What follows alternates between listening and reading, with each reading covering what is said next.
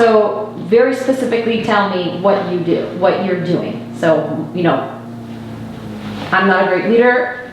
You've said this several times. I'm not a great leader. I consider myself a great second man though. Yeah. And I can go in there and I watch and I help report what's happening. Yeah.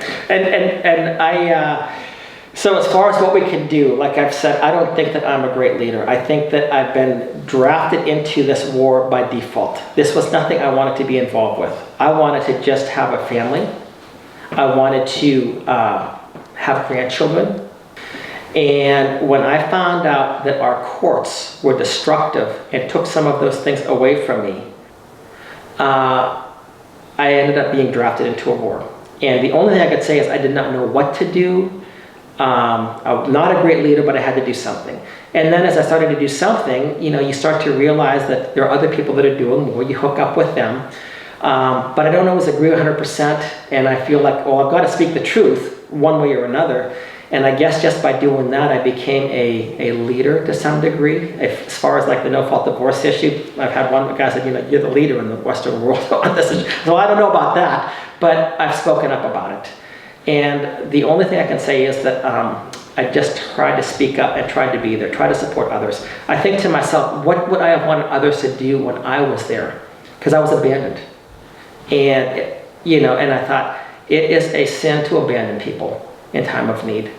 And, you know, then you go through, after divorce, you go through the whole volatility that, you know, your whole life has just been destroyed by edict, by our state, by our laws. And I go to town hall meetings, town hall forums all the time, and I bring it up. And I know that people are like, oh, good night, he's going to talk about this again. But how many times do we have to say it? It's been interesting because over the course of the last several years, I've been noticing a little bit of a change. So recently I was at a meeting and I talked about the issue of no-fault divorce, and people applauded. Oh, I wasn't expecting that. Usually it's just like, you know, what are you doing talking about this issue? This past July, I went down to the Texas convention. I said, well, you know what? We have it in our platform. I'm trying to get it changed to a constitutional issue. So I changed the wording of the resolution to our platform. And I presented before different committees along the way, and I'm expecting everybody to like be fighting against me, right? So I was maybe a little bit combative or whatever, but unanimously, they saw it. I went down to the state convention and I did the same thing because I just said, I don't care. I'll take this. I want to have the argument. I want to bring the issue to attention. And well, they canceled the convention, but at the same time, I also knew that, you know, we were down, they gave some testimony. I knew that my issue, I was the only person representing it. I saw other people there. So I rephrased my issue to support them because this whole family law system is destructive, it's corrupt, it's immoral, and I want to see changes taking place. It may not be my issue right away that gets done first.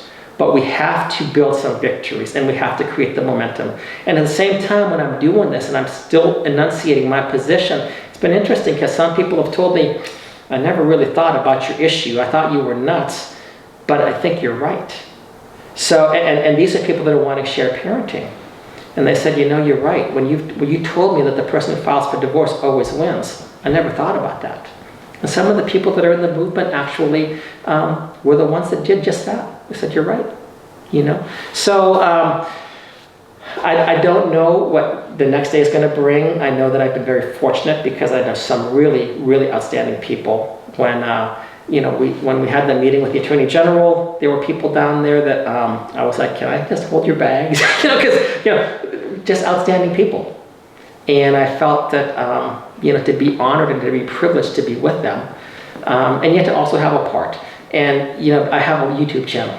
That's what I do, is put everything up on YouTube.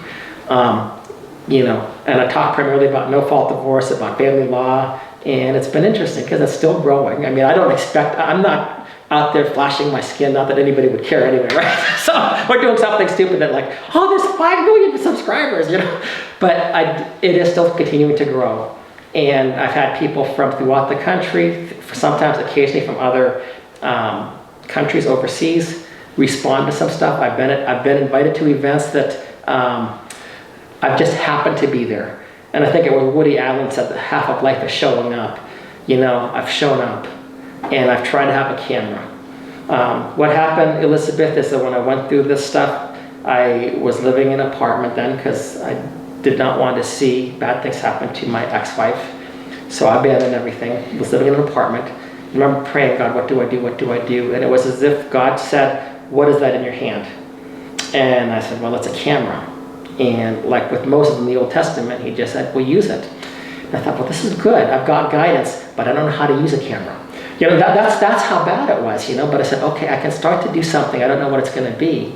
And again, you know, you start and you're stumbling and, you know, people want to shut you up. But I thank God that he gave me the ability to keep going forward in spite of the criticism. And I mean, I think that I'm integral to some of the efforts. I don't think I am necessarily a leader in some of the efforts, but, you know, I have had a part. And I want my grandchildren to know this. And I want others to know that when this gets changed, I don't care if I get any acknowledgement for this or not, but I will know that I have had a part in taking this thing down. And I felt that if I had a sledgehammer and, you know, the sledgehammer, you hit a concrete something, and it's not going to be the first blow that breaks it, but it will weaken it. And I want to weaken the system so that when this changes, I can say I had a part in that. Because what is going on right now, it is destructive, it is evil. I cannot speak about how immoral and evil this whole system is, in my opinion. So